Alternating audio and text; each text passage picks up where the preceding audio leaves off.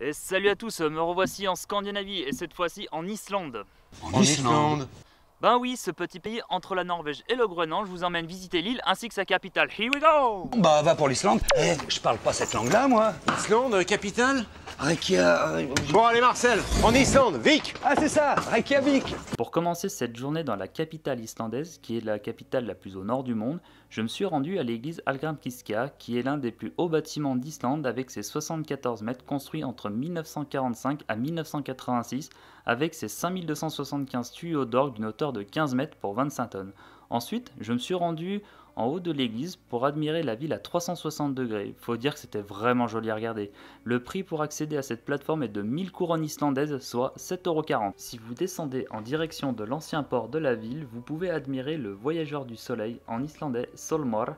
C'est une sculpture qui évoque la silhouette d'un bateau viking qui se dirige vers le soleil, d'où son nom, le voyageur du soleil. L'une des visites indispensables à faire à Reykjavik, c'est visiter le Perlan. Ce bâtiment renferme une grotte de glace artificielle très sympa à voir, ainsi que des expositions sur la formation de l'Islande ainsi que l'évolution du réchauffement climatique. Et personnellement, c'est un sujet qui me touche beaucoup. Pour ma dernière soirée dans la capitale, je voulais absolument tester le Chuck Norris Burger, qui est un excellent burger situé dans le quartier touristique de Reykjavik. Et puis bon, je ne pouvais pas quitter la ville sans avoir bu une bonne bière locale.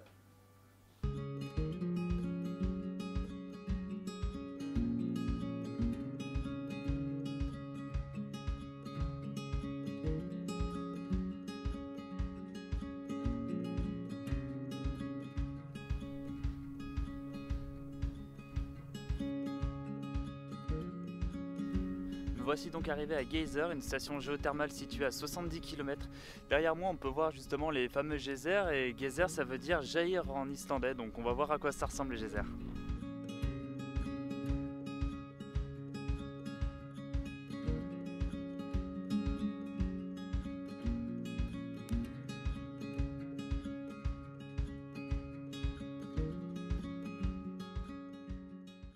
Le petit détail que j'apprécie sur la voiture, c'est que j'ai des pneus à clous. Ça fait super longtemps que j'en ai pas vu, et en France je crois que c'est interdit depuis pas mal d'années. Il fait froid ici. Alors que retenir des geysers, déjà c'est très impressionnant à voir. Il faut attendre à peu près tous les 6-7 minutes. Alors quand il fait moins 2 degrés et que tu tiens ton appareil photo comme ça, les 6-7 minutes sont super longs à attendre. Et en fait, c'est jamais la même taille. Donc des fois, tu peux avoir un geyser de, je sais pas, de 3 mètres de haut et des fois 30-40 mètres de haut. Tout à l'heure, il y en avait un, il était immense, mais vu que j'étais en train de régler mon appareil photo, j'ai pas pu le prendre, mais il devait faire au moins 80 mètres de haut. Et le plus gros geyser retenu en record, je crois que c'est 117 mètres, ce qui est impressionnant. Et par contre, ah oui, ce que j'ai retenu aussi, mais qu'est-ce que ça pue! Il y a une odeur, mais c'est phénoménal, c'est pire que dans ma chambre. Enfin bon, là c'est parti, on va dans le sud de l'Islande.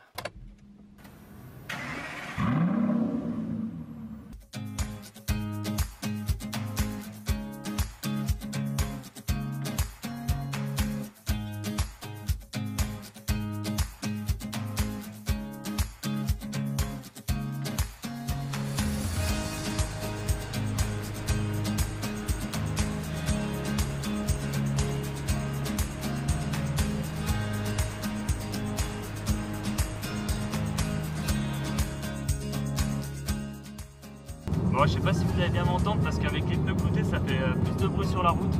Du coup là je viens de m'arrêter à une cascade qui n'était pas prévue au programme, ma foi elle était fort sympathique, mais le problème c'est que j'arrête pas de m'arrêter pour prendre des photos ou des vidéos, et au final niveau timing là pour le programme de la journée ça va être un peu compliqué, donc j'essaie de rattraper un peu le retard, mais sinon il va falloir que je revoie mon programme à la baisse. Je suis en train de vivre la plus grosse frustration de toute ma vie je crois. Avant de partir en Islande, j'ai acheté un drone, un DJI Mavic Air, pour cette fameuse cascade que je veux prendre absolument en vidéo aérienne. Mais il pleut. Il pleut et d'un autre côté il y a du soleil. Voilà, donc ça c'est la météo en Islande, faut pas chercher à comprendre. Du coup je vous apprends rien que si j'utilise un drone sous la pluie il va pas faire long feu. Du coup je sais pas quoi faire, je suis ultra frustré, c'est un truc de dingue. Donc voilà, si vous avez vous aussi vécu un fail de ce genre là, mettez-le dans les commentaires, comme ça moi je me sentirai peut-être un petit peu moins seul là pour le coup. Enfin bon, je vais attendre et puis on va voir comment ça se passe.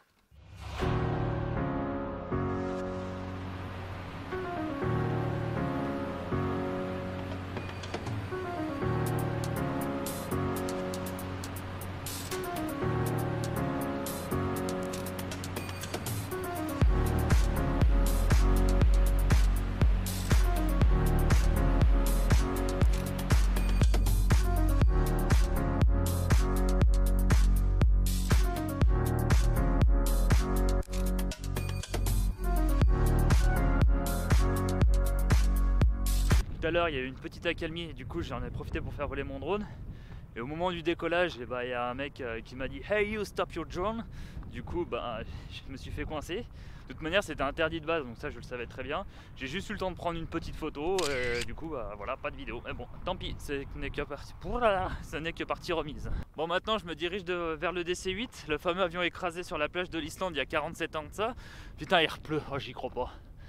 Mais bon bref, ce qui nous explique pas sur internet, c'est qu'il faut marcher pendant 45 minutes, parce que là... Et là, j'en vois toujours pas la fin. Ça doit faire au moins 45 minutes que je marche. Je suis complètement claqué et il pleut. Voilà, encore. Alors, l'Islande, c'est magique parce que il y a du soleil, mais il pleut. Alors, je sais pas d'où elle sort la pluie, mais il va falloir qu'on m'explique, Evelyne Delia, là.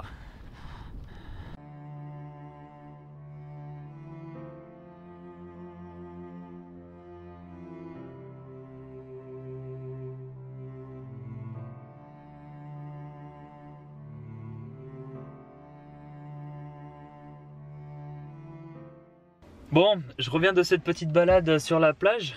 Alors pour ceux que ça intéresse de voir le DC-3, donc il faut compter 45 minutes aller, 45 minutes retour. Donc si vous êtes intéressé par l'aviation ou même par l'urbex ou la photographie, ça vaut franchement le coup. Et là je vais aller à Vic parce que j'ai super faim. Et après je vais voir la suite du programme. Allez, on y va.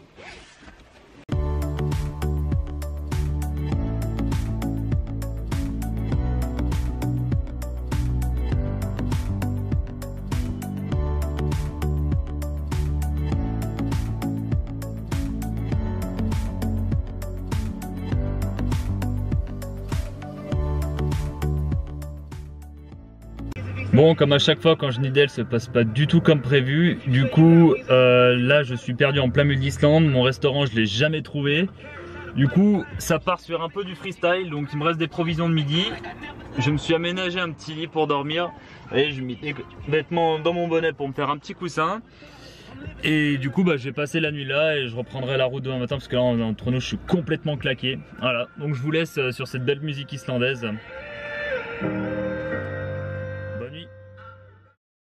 Bonjour à tous, bon je me suis arrêté pour prendre un petit café, j'ai repris la route assez tôt ce matin, ça fait genre 6 h du matin, j'ai dormi quelques heures du coup dans la voiture pour récupérer un petit peu. Du coup pour les photos je sais pas du tout ce que ça va donner aujourd'hui, pour les vidéos également, mais en tout cas je suis sur la route numéro 1, donc c'est la fameuse route qui fait tout le tour de l'Islande là et je me dirige vers le nord de l'Islande. Bon, je me suis encore arrêté une fois de plus, alors je sais pas si c'est fait exprès en fait, sur la bord de la route, il y a souvent des petites places de parking comme ça, et juste en face, il y a plein de spots photos, et véridique, à 80% des cas c'est comme ça, alors je sais pas si c'est fait exprès ou pas, mais en tout cas c'est super bien pensé.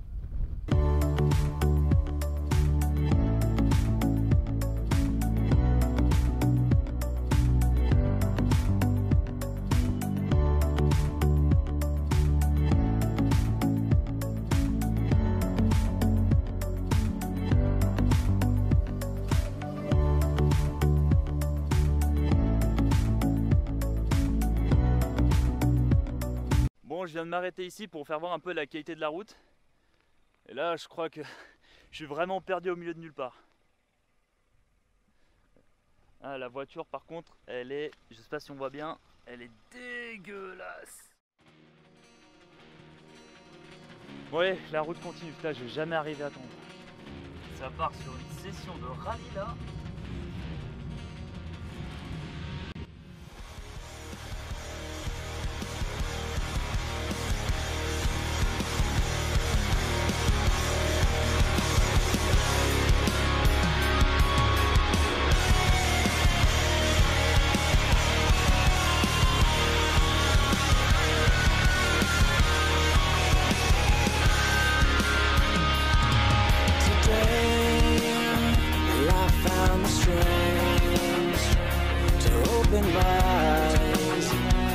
Bon, je viens de trouver cette église au milieu de nulle part. Et là, je crois que c'est officiel. Hein. Je suis vraiment perdu.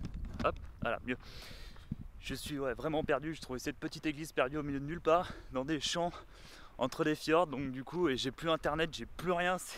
C'est reparti comme hier là. Et je dois rendre la voiture dans à peu près 7 heures. Voilà, bon bon courage. Hein. Bon, je me suis arrêté au bord de la route, la petite voiture qui est là-bas. Je marche en ce moment même sur de la lave qui a refroidi avec le temps et du coup il y a de la mousse qui a poussé par dessus. Donc par moment on peut faire un petit trou, enfin on peut mettre le pied dans un trou que la mousse a recouvert et faire voilà comme ça par exemple. Voilà, et faire du coup un petit enfoncement de 20-30 cm. Donc c'est assez dangereux, mais par contre c'est assez marrant de marcher dessus. On dirait on a l'impression de marcher sur un gros matelas. Ah, je retourne la voiture moi.